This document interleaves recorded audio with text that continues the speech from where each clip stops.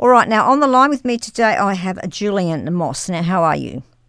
I'm good, thanks. How are you going? I'm okay, thanks. And as we were just talking off air a minute ago, you said it was very rainy in Sydney. Yeah, unfortunately, with the windows left down the back of the car, mistakenly, it's a bit of a flood back there. But I just got that. I'm a bit wet, but it's all right. I'm ready for the interview. Yeah. Okay. Well, you can blame your dad, Ian, for that, because you are the son of Ian Moss, I have to say. So there you go. Yeah. All right. Now you are based in Sydney, so tell us a bit about yourself. And how long have you been? I suppose you've been listening to music your whole life. Yeah, it kind of. I've kind of been singing sentences before I could say words, according to mum and dad. So I grew up listening to a lot of Motown, a lot of Michael Jackson, Beatles. And then kind of progressed to more like modern, soul and different genres. And I like a good little bit of everything. Oh, and, wonderful. I didn't really start playing music for a long time. It was, I started with trumpet. Oh, actually, I started with singing, and I started with trumpet for a few years, and I never really liked it. And then got into guitar at around 17, and then all through COVID, I just knocked it out, and here we are. And do you find singing with the guitar easier than just, like without an instrument? Do you think it's easier with an instrument or not? Well, it kind of depends. It's like the sound that you're going to get is completely different. So it's like, if you say easier as in like technically wise, I'd say no. But if you say like easier as in like to get the vibe going and like have a full sounding performance, then I'd say 100% yes. Because I do speak to a lot of country singers, that are trying to get into the atmosphere with their music, and they've all got guitars, so they kind of live by their guitar. So it's a big thing for them. Yeah. I know what you mean. Like I feel like I do dabble in a lot of like electronic stuff here and there. Oh, did you? Yeah. I always anchor in a guitar. Like no matter how far I swim out into different genres and like exploring sounds, I always anchor with a strong instrument I'm confident on. Yeah. And how old are you? Can I ask you? I am 22. Oh gosh. Okay. Put me to shame. Yeah. You're still a baby, and you've grown up, and you've grown up listening to all that fantastic music that I grew up listening to. Motown, all the stuff like. So, and it's great for a 22-year-old to be listening to actually all genres, isn't it? Yeah, I reckon so much to choose from. I reckon even today, like compared to you or my dad's generation, just with like music palette, it's just a lot easier to be able to consume a lot more of a wider variety of things. Just to, like, obviously you might not fancy, country dubstep, but like maybe like there's something there, like a certain rhythm that you take and it gives inspiration in music. And it's cool to just be able to like hear everything connected from across the world. Yeah. And as you're only 22, so you've grown up with the social media age and computers. And, I suppose nowadays people can just make their own music at home. It's not like it was back in your dad's day. That's what I do. Yeah. So I got a bunch of gear and a bunch of friends and a bunch of YouTube tutorials and people to learn from. I just have to text, Uncle Mark for some advice on, how do I mix things? You're lucky you've got people that have, can give you that kind of good advice and help you out there, isn't it? Because they've been there and done all of that. So grateful. Yeah. Even the gear itself is so expensive. But just having Dad's like not a massive gearhead, but like he's dabbled in different things. So there's like different remnants of like I'm slowly like coming through the journey, and I'm like, oh, I need this, and then Dad's like, oh, I think I got this, and pulls it out, and I'm like, it's like I can borrow that. Thanks, Dad. Good old Dad. Yeah, he's there for you. So, but you are trying to make your own mark in the world, aren't you, with your own style of music? Yeah.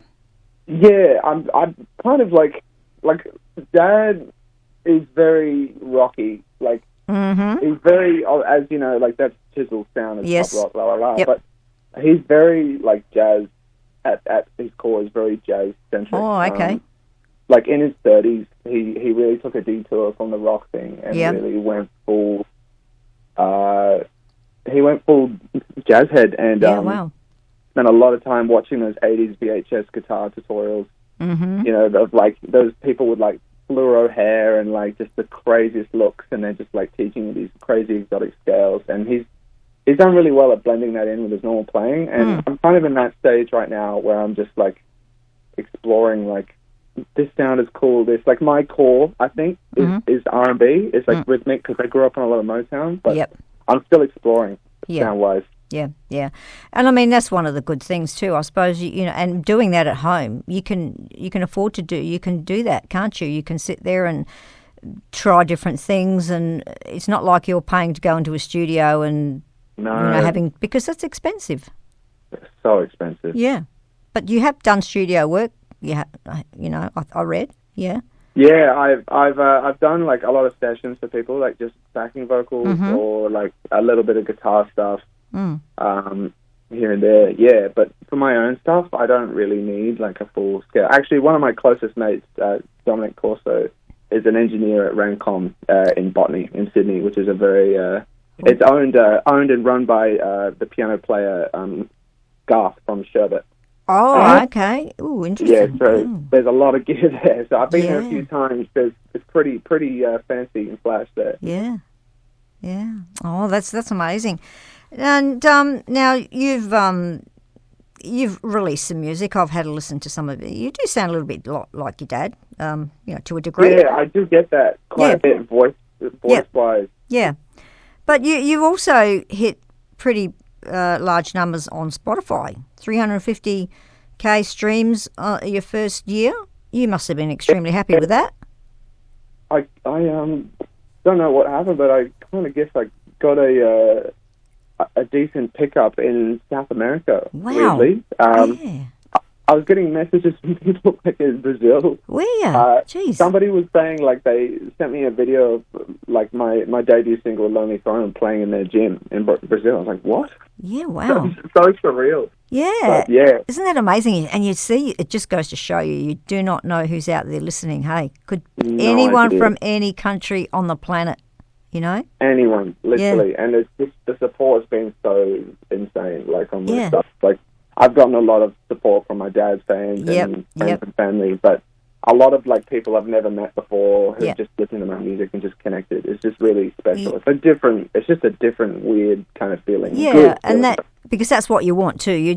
It's not just about your family, you know, giving you a pat on the back. It's the other people in wherever they are, you know, that listen to this music and they might come across it and think, oh, wow, you know, I love that. And, you know, they've come across that and you think, yeah, I must check this person out. Because that's what you normally do if you like something. You know, you find out who has sung it and you check them out and see who they are, you know, what they've done. Yeah, I just want to, not even that, but like, not even, I mean, it's great to give a platform for artists. Exactly. Like myself and other people who are trying to make it, but I also just love helping people, like, you know, go through experiences. Like if they can just take a little piece of what I've said and have that help them get through a certain experience, no matter how niche or weird, then I'm pretty happy with that. Yeah, and you write all your own songs, do you not? Yeah? I do, and if I don't, I would usually might just have a co-writer or somebody in there just to bounce ideas off. That's probably...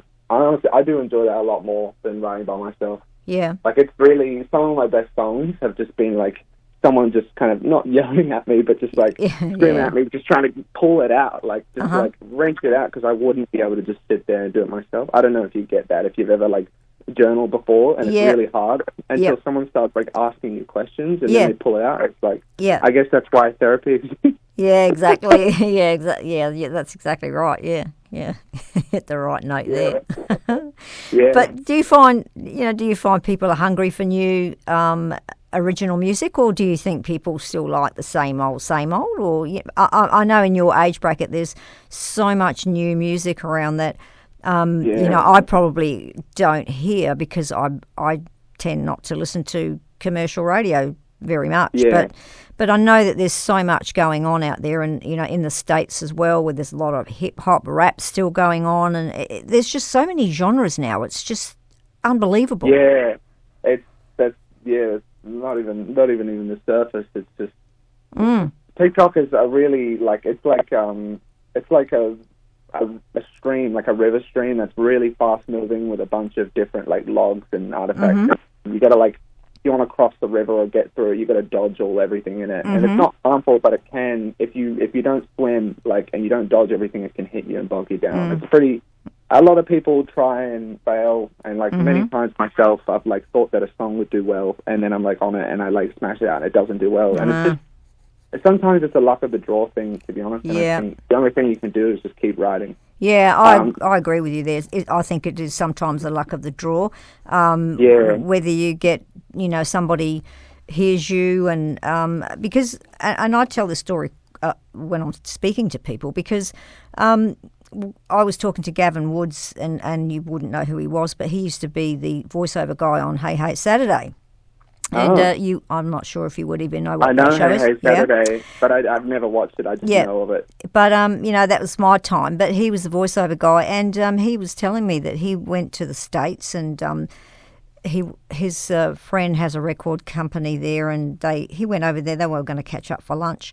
And he went into the building, and there was a big building there. There was all these glass partitions, and there was all these people sitting in front of computers. And Gavin said to this friend of his, what are they all doing there, mate? And he says, they are scrolling through YouTube looking for the next big thing. That's what they do. It's glorified A&R. Or techified A&R, should I say. So that's very... They're looking for the next Justin anymore. Yeah, he said we're looking for the next Justin Bieber. That's what he said. So. Oh God. I know.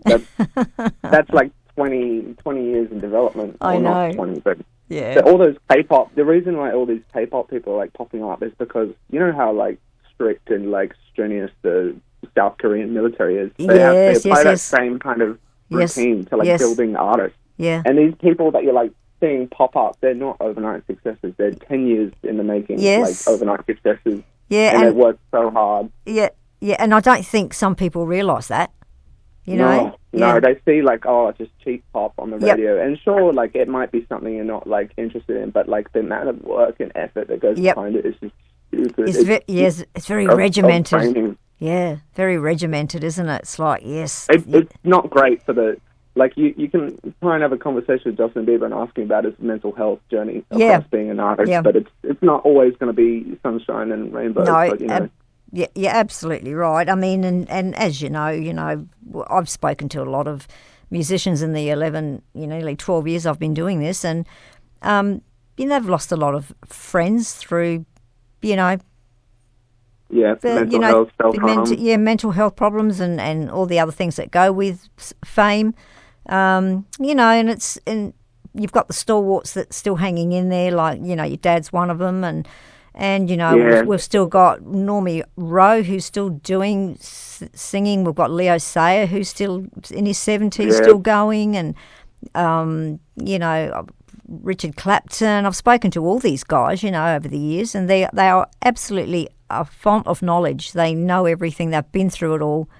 And I must say though, something that probably most men probably wouldn't say is that behind every successful man is a very successful woman, a very strong woman behind the scenes, helping out, calling the shots, and supporting. I have to say, my mum has done a lot for my dad. I agree. They're a very good team, and a lot of these guys that are still going have had very strong women behind them, back them up, and help them through some pretty dark times. So, yeah, I 100% agree with you. And, Ozzy Osbourne was one of them.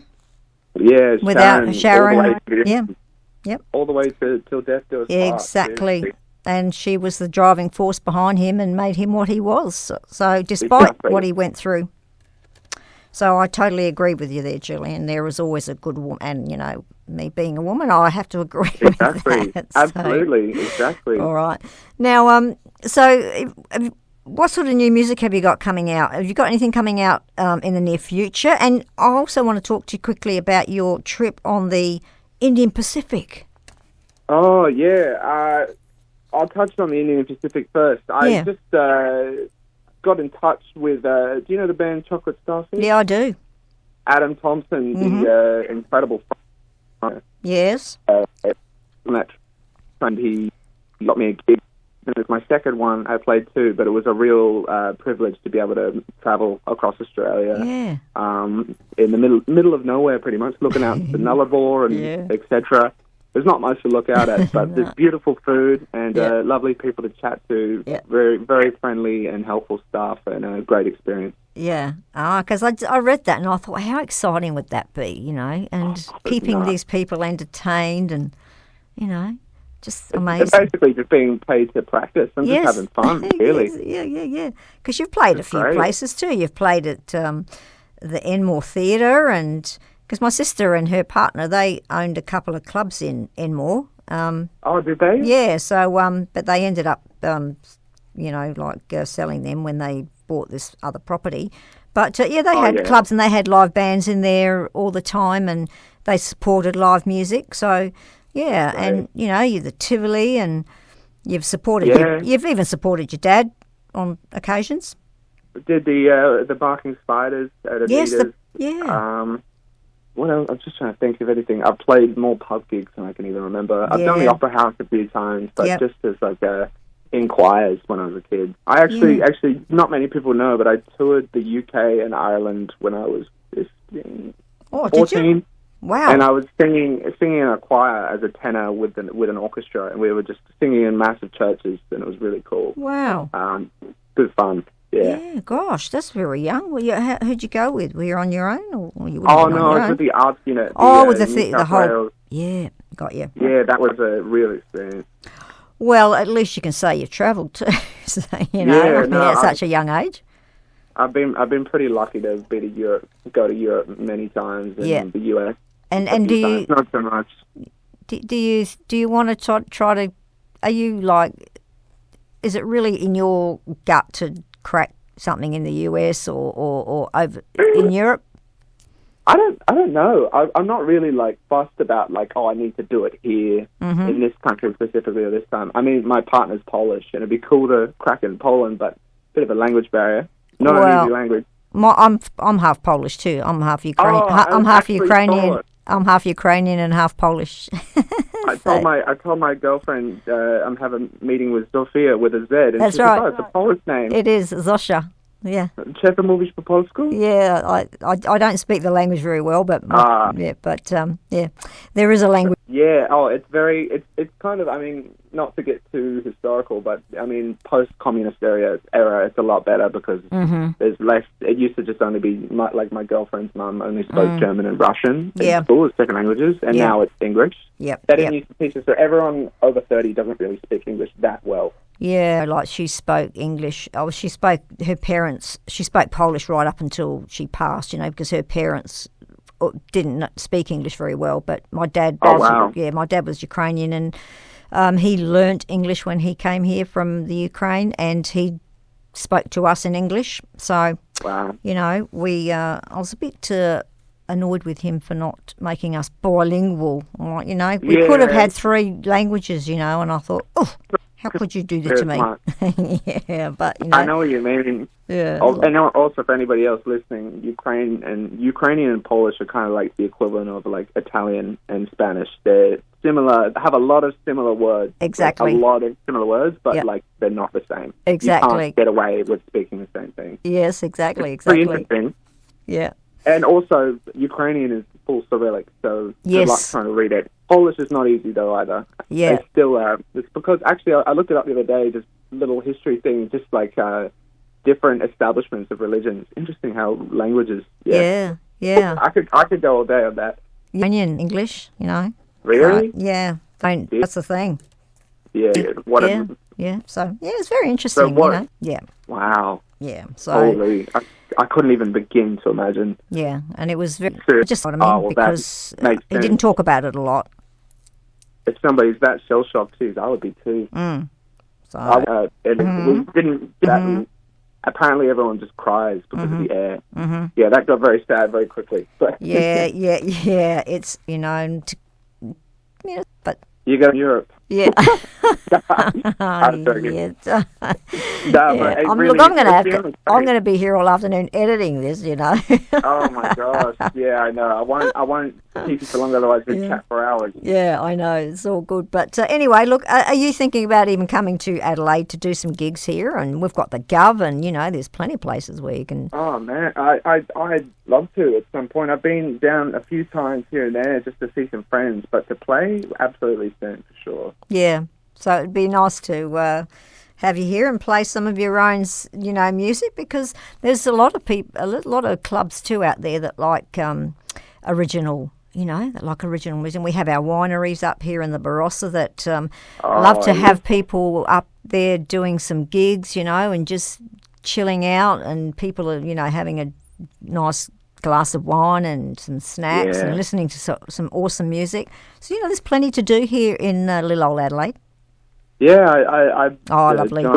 Pretty privileged to be able to stay there and just walk down the street. And beautiful. Yep.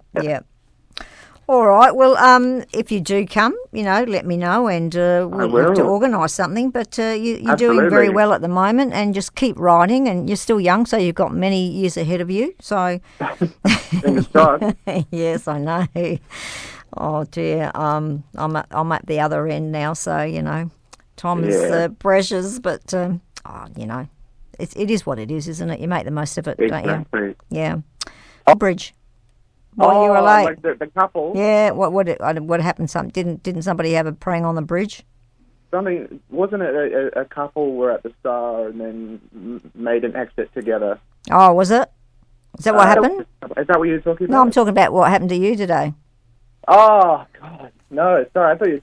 Oh, a lot less dire. No. Today, somebody just had an accident. It was just. Just a little bingle, was it? Yeah. No, not even anything. It was like off the bridge. It was like just everybody was walking around like they'd no idea what was happening, like chickens. Oh, yeah. Oh, okay. All right. Well, we'll leave it there, Julian. But anyway, as I say, we'll keep in touch, and if you do decide to come and do some gigs here, it'll be great, and I'd love to come and have a listen to you and bring some friends along. So. And I've got some of your music, so that's even better. So I'll be thank you. Playing some of your music on my Thursday show. I do 2 shows a week here, so yeah. Oh, yeah. Yeah. So, all right, well, we'll leave it there, and thank you very much for your time. It's been very entertaining, I have to say. Yeah, I mean, I could keep chatting, but I'll leave you to it. Thank you so much, Zofia. Yeah, okay, cheers, and catch you in Adelaide when you get here. Thank you. Okay, bye-bye. Bye.